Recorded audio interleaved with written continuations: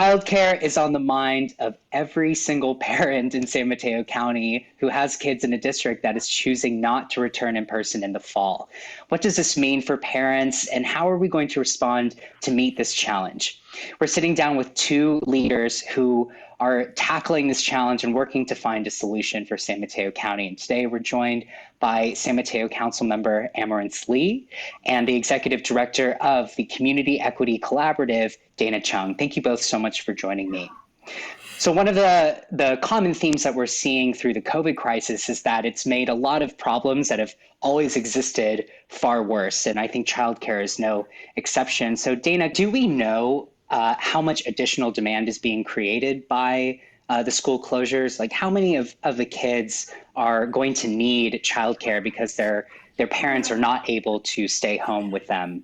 So we don't have exact numbers, but what we do know is that the current shortage is so severe, and that coupled with the potential loss of additional spots as childcare centers are no longer able to operate during these challenging times means that every single childcare center or home center that we can save, we should, because we're talking about in our county.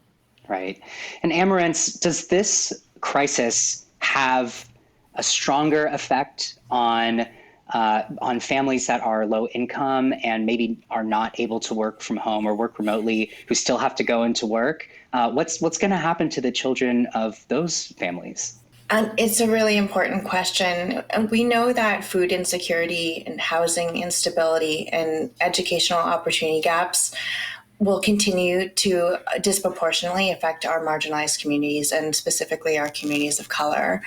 And if we don't protect critical services like childcare, these systemic inequities that predated COVID-19 will only worsen.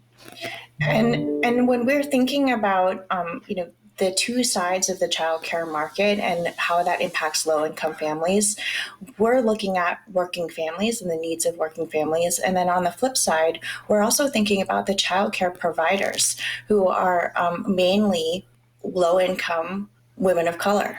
And minority-owned businesses. We know that 40% of our childcare providers are women of color, and they earn poverty-level wages. And this is not a problem that's unique to our county. We know that this is really indicative of a much larger national problem of systemically underpaying and undervaluing our caregivers and our educators. What's really important about this fund and the opportunity that it presents is that it is a lifeline that will support at least 25% of the centers who serve our most vulnerable children. And those, as you said, are the children who work for our essential workers, who work for our blue-collar workers, who don't have the option to telecommute. And the fund you're describing is a proposal that's going before the Board of Supervisors on this coming Tuesday's meeting to add an additional $2 million in childcare support. Is that right? That's right. This is an undertaking that has really come about through a beautiful collaboration at the grassroots between council moms and council dads, the Community Equity Collaborative, and Build Up for San Mateo County. And what really triggered it was really interesting. I think all of us with children who work rang the bell, and we said that we know that there's an existing crisis. And if we don't act now, that this crisis will worsen. And that led us to an effort to collect data and then present it to the Board of Supervisors. And we had a letter that was signed by over 35 of our elected officials, including our council colleagues and our school board trustees. And really indicative of the culture of our leadership in the county, taking a collaborative approach. It was really heartening to see that the supervisors, Dave Pine and Supervisor Carol Groom, really embraced and acknowledged the point that if we don't have childcare, we cannot recover. And so they convened a true coalition of some of our best minds in childcare, and we all came up with a strategy which is really leveraging the lessons learned and the exceptional model that was piloted through the San Mateo County Strong Fund. And ultimately, what this will do is take 1.5% of our local CARES Act funding to support 1,500 of our county's most at-risk children, and that will happen through the administration of about 90 grants to childcare providers. That's 25 grants to childcare centers and 65 grants for family childcare homes. Great. Now, Dayna, Amourence mentioned the council moms and council dads, and we know from just precedent that, of course, women have historically in this country, in our society, the burden of the, unpaid childcare and housework has disproportionately fallen to women. We see a lot of research on that. What is the importance of childcare for advancing women in the workplace and their economic position in general? Absolutely. So, as you mentioned, we set these kinds of childcare situations impact women disproportionately. Long term, the lack of childcare in San Mateo County poses as a significant competitive disadvantage in terms of lost opportunities for all women and for parents. Women, though, as you mentioned, pay the biggest price for the inadequate investments in early childhood education and the lack of childcare. The high cost of care functions really as a barrier for many mothers, eliminating the ability to choose whether or not to work or to stay home. And what it means is that we lose those years of experience from women who are staying home, and we impact their long-term earning power, their career, and their financial security. And the childcare crisis is really a driving factor in the persistence and severity of the gender pay gap in this country. And if we don't do something in this particular situation, we are going to see that a lot of those systemic inequities are simply going to be amplified in the current crisis. A lot of times people think that childcare is really a woman's issue or maybe an issue that is just for parents. But we actually all have an interest in the well-being of healthy, prosperous communities. And I think that we all benefit when we have that social and human infrastructure that allows our communities to thrive. So, Dayna, it seems like you're advocating for a position that says that the public sector ought to take on more of the responsibility of providing childcare.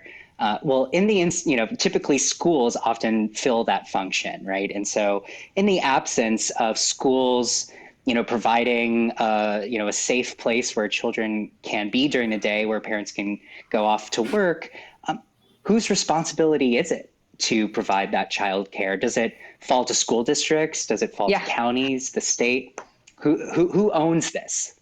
Well, I think that we all own it because we all pay for it when we don't have it. In fact, California businesses lose something around $638 million annually due to breakdowns in childcare arrangements. And in this current crisis, if just one working parent is forced to leave the workplace in order to care for a child, the economic activity in San Mateo County will decrease by about $3.6 billion. On the flip side, when we actually invest in childcare and prioritize some of these childcare relief dollars that we heard about through the fund that Amourence was describing, then we actually see a multiplier effect on our economy. Every dollar spent on the childcare industry results in $2 in economic output, which is actually a much higher rate of return than most industries. And in addition, for every dollar invested in high quality early care and education, taxpayers save up to $13 in future costs. So I would actually argue that this is a responsibility for all of us. We will all need to be involved in finding a solution. So, Amourence, we have seen throughout this crisis a very common theme that our Black and Brown and low-income communities in particular have been hardest hit by this pandemic. How has that played into the issue of childcare? Thank you for asking that question.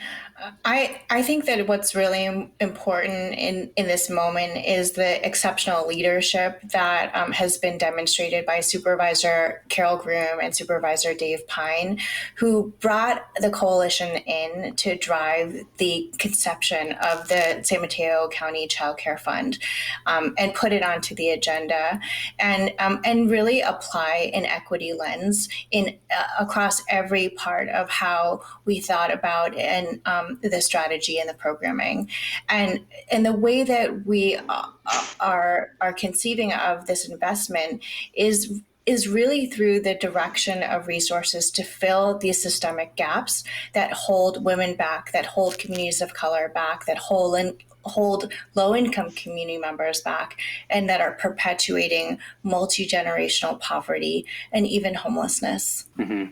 And Amourence, you, in going to the Board of Supervisors, it seems that you were asking the county to take part or be a part of the solution here. Are there any other players within the public sector that ought to be at the table in part and be a part of this solution? Absolutely.